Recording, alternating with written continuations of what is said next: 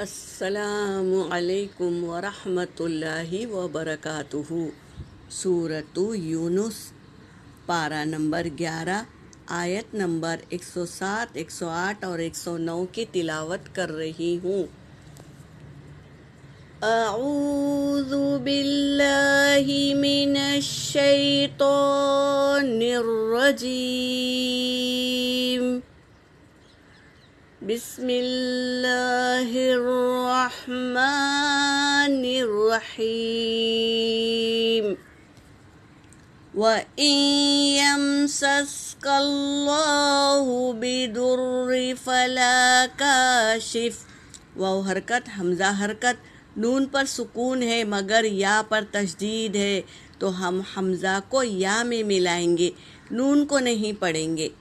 اور میم سکون ہے، میم پر تو پہلے والے حرف سے ملا کر پڑھیں گے۔ سین پر حرکت ہے، دوسرے سین پر سکون ہے تو پہلے والے حرف سے ملا کر پڑھیں گے۔ اللہ کے لام سے پہلے زبر ہے، زبر ہو یا پیش ہو تو اللہ کا نام پر پڑھیں گے۔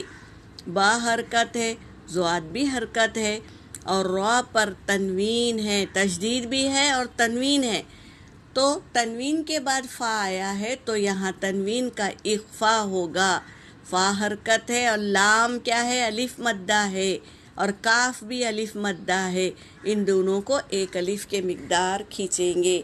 شین پر حرکت، فا پر بھی حرکت ہے تو جل پڑیں گے، لام پر حرکت ہے تو جل پڑیں گے، ہا پر الٹا پیش ہے اور اس پر مد ہے، مد منفصل، تو اسے 3 سے 4 الف کے مقدار کھینچ کر پڑھیں گے۔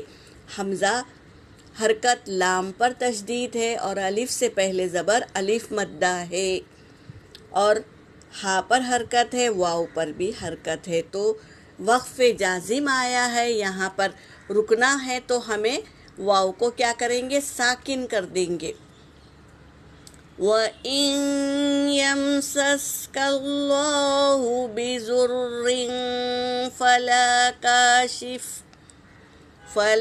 كَاشِفَ لَهُ إِلَّا هُوَ، اس طرح پڑھیں۔ وَإِن يُرِدْكَ بِخَيْرٍ فَلَا رَادَّ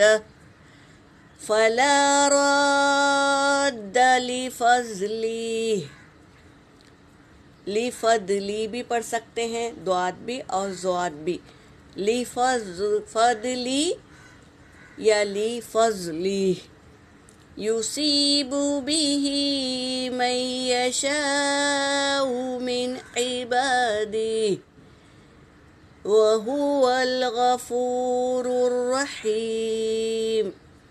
قُلْ يَا أَيُّهَا النَّاسُ قَدْ جَاءَكُمُ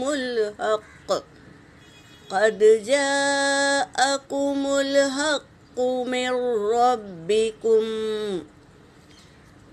فَمَنِ اهْتَدَى فَإِنَّمَا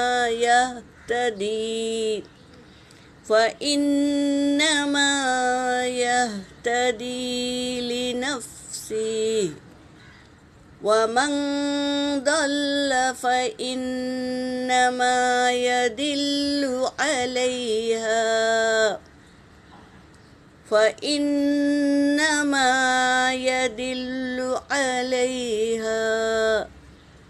وَمَا أَنَا عَلَيْكُمْ بِوَكِيلٍ۔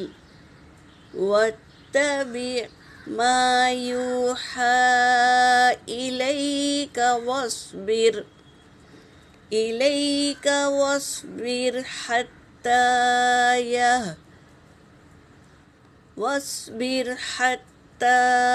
يَحْكُمَ اللَّهُ وَهُوَ خَيْرُ الْحَاكِمِينَ۔ صدق اللہ العلی العظیم۔ ترجمہ کر رہی ہوں۔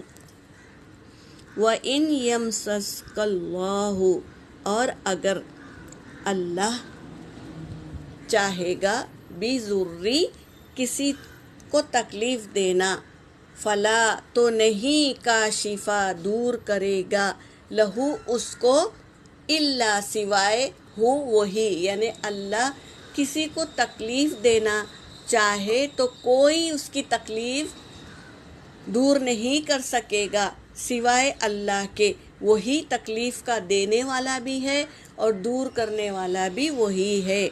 وَإِن يُرِدْكَ اور اگر وہ ارادہ کر لے بِخَيْرٍ کسی بھلائی کا فلا تو نہیں راد تو ہٹائے گا یا دور کرے گا لِفَضْلِهِ اس کے فضل سے ہی دور ہوگی وہ.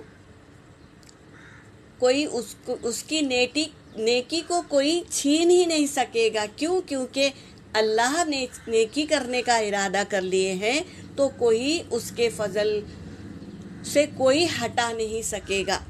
یہ کہہ رہے ہیں اس آیت میں یصیب وہ پہنچاتا ہے بھی اس کو من یشاء جس کو وہ چاہتا ہے من عبادی اپنے بندوں میں سے جس کو وہ چاہتا ہے اسے کیا کرتے ہیں پہنچا دیتا ہے. وَهُوَ الْغَفُورُ الرَّحِيمُ اور وہ بخشنے والا اور رحم کرنے والا ہے. قُلْ يَا أَيُّهَا النَّاسُ کہہ دیجئے اے لوگو قد جاءکم الحق تحقیق کے آ گیا تمہارے پاس حق من ربکم تمہارے رب کی طرف سے حق آ گیا ہے. فَمَنِ اهْتَدَىٰ پس جس نے ہدایت پا لیا فَإِنَّمَا پس بے شک وہ یہتدی ہدایت یافتہ ہے لِنَفْسِهِ اس کے نفس بھی ہدایت یافتہ ہے. وَمَنْ ضَلَّ اور جس نے جو گمراہ ہو گیا فَإِنَّمَا تو بے شک وہ يَضِلُّ عَلَيْهَا وہ گمراہ ہے علیہا اس پر گمراہی ہے اس پر. وَمَا أَنَا اور نہیں ہوں میں علیکم تم پر بِوَکیل کارساز نہیں ہوں میں. اللہ تبارک تعالیٰ کارساز ہے. یہ کہہ رہے ہیں نبی ہمارے کہ میں کارساز نہیں ہوں اللہ کارساز ہے. وَاتَّبِعْ پس تم اتباع کرو ما یوحیٰ جو میں وحی کرتا ہوں الیک آپ پر. واصبر اور صبر کرو حتیٰ یہاں تک کہ یحکم اللہ فیصلہ کر دے جب تک آپ صبر کرو. یہ کہہ رہے ہیں ہمارے نبی کو بھی کہہ رہے ہیں کہ صبر کرو اور اتباع کرو میری وحی کی اتباع کرو صبر کرو یہاں تک کہ یحکم